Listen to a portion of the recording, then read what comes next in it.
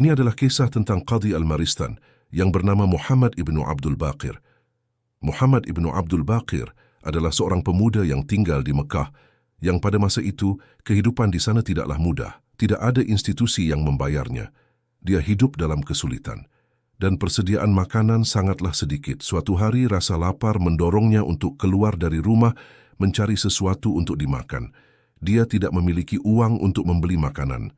Saat dia berjalan di jalanan, dia melihat sebuah tas. Dia mengambilnya dan membawanya pulang. Dia membukanya dan berkata, "Saya belum pernah melihat kalung mutiara seperti ini sebelumnya, bersinar dan berada dalam tas yang bagus." Tidak berapa lama kemudian dia mendengar seseorang berteriak di luar. Seorang pria tua berkata di antara kerumunan, "Wahai para penduduk Mekah, barang siapa yang menemukan karung mutiara milikku, maka saya akan memberimu 500 dinar, 5 hasnus koin emas." Pemuda itu berpikir, sepertinya kalung ini miliknya, dan saya akan memberikan tas ini kepada pria itu, dan mudah-mudahan saya bisa mendapatkan hadiah 500 dinar yang dia tawarkan itu. Dia pun pergi keluar rumah untuk menemui orang tua itu, dan mengundangnya masuk ke rumah. Dia bertanya pada orang tua itu sebagaimana yang diajarkan Nabi Shallallahu Alaihi Wasallam untuk memastikan kepemilikan barang temuan itu. Dia bertanya, "Gambarkan seperti apa tas itu?"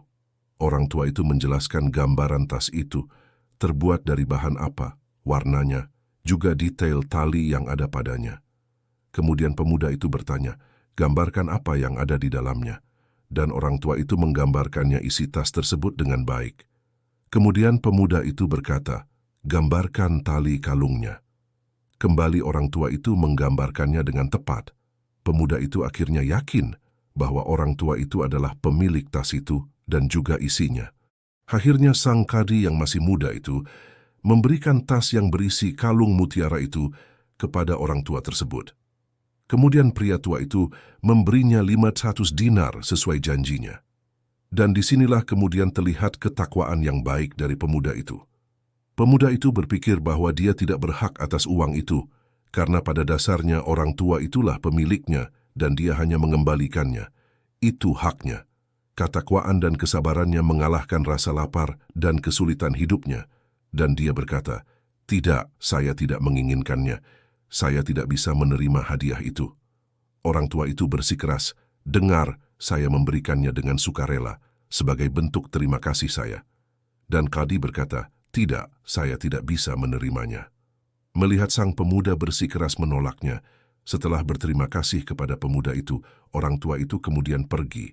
Waktu berlalu, dan qadhi muda ini melakukan perjalanan dari Mekah ke negeri lain untuk mencari ilmu dan mengajar. Dia naik perahu untuk menyeberangi laut. Di dalam perjalanan perahu itu hancur dihantam badai. Semua orang tenggelam, semua barang berharga, dan barang-barang mereka tenggelam bersamanya. Beruntung pemuda itu mendapati sebuah papan untuk berpegangan. Setelah sekian lama terombang-ambing oleh ombak, dia akhirnya mendarat di sebuah pantai. Pemuda itu menarik dirinya sendiri keluar dari perairan, dan kemudian dia berjalan di daratan, mencari perkampungan. Beruntung dia menemukan sebuah masjid dan dia duduk di masjid itu. Selagi dia duduk, dia menyibukkan diri melakukan aktivitas ibadah seperti membaca Al-Quran, berzikir, sebagainya, sebagaimana kebiasaan yang biasa dia lakukan. Saat waktu salat tiba, para penduduk setempat datang ke masjid. Penduduk setempat melihat sang pemuda, melihat tanda kesyalehan pada sang pemuda. Mereka bertanya, "Bersediakah Anda menjadi imam syalat?"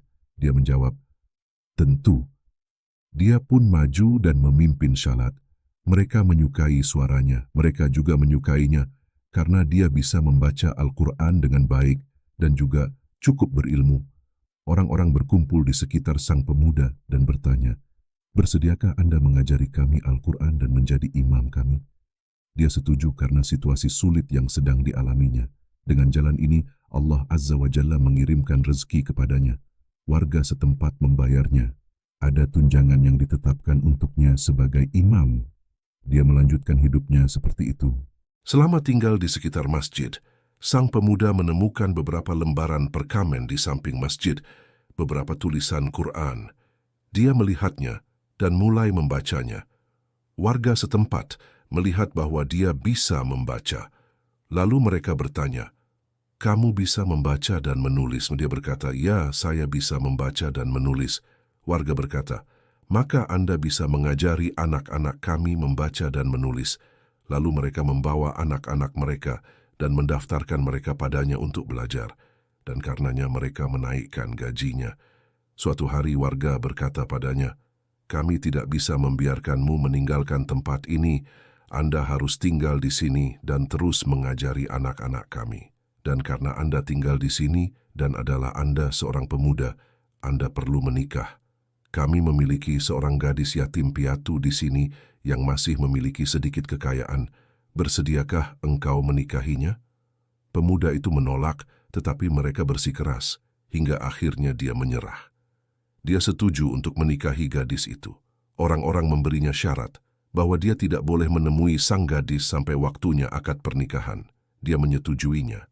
Pada malam pernikahan, sang gadis masuk ke bilik pernikahan. Sang pemuda melihat ke leher sang gadis dan matanya tertarik pada sebuah kalung. Dia hanya duduk di sana terpaku pada kalung itu. Sang gadis yatim piatu berpikir, "Hai, aku di sini." Tapi mata sang pemuda hanya tertuju pada kalung itu. Sang gadis menganggapnya sebagai orang yang sangat materialistik. Sang pemuda hanya fokus pada kalung itu dan dia tidak peduli sama sekali padanya. Dia hanya memperhatikan kekayaannya. Karenanya sang gadis mengeluh kepada para warga setempat. Mereka datang pada sang pemuda dan berkata, "Apa yang Anda lakukan? Anda telah menghancurkan hati seorang anak yatim piatu, tahu?" Sang pemuda membantahnya dan berkata, Tidak, ada penjelasan mengenai hal itu." Orang-orang bertanya, "Ceritakan kepada kami."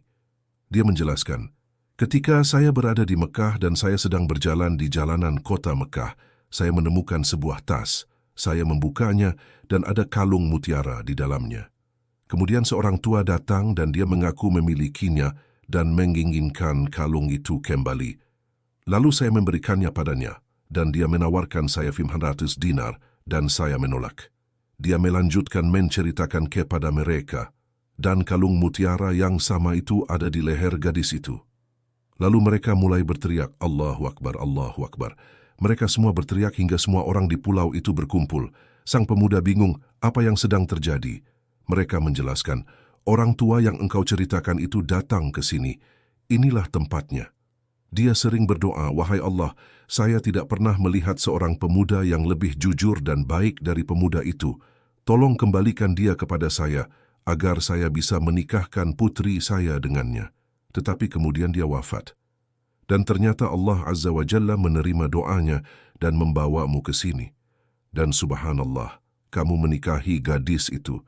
Dan bukan hanya itu, kalung mutiara masih berada pada keluarganya." Dan inilah ayat Allah Azza wa Jalla, surat Yusuf ayat 90. "Jika engkau bertakwa kepada Allah dan bertahan dengan kesabaran dalam melewati hari-hari sulit, Allah pasti akan memberi balasan. Ganjaranmu tidak akan hilang. Pertolongan itu akan datang. Bersabarlah, bertahanlah. Hadapilah kesulitan, tunggulah sedikit lebih lama. Itu seperti gelap sebelum akhirnya waktu fajar datang membawa terang. Semoga Allah Azza wa Jalla memberimu kemampuan untuk menghadapi kesulitan. Dan semoga Allah memberimu kemudahan dan kebahagiaan segera."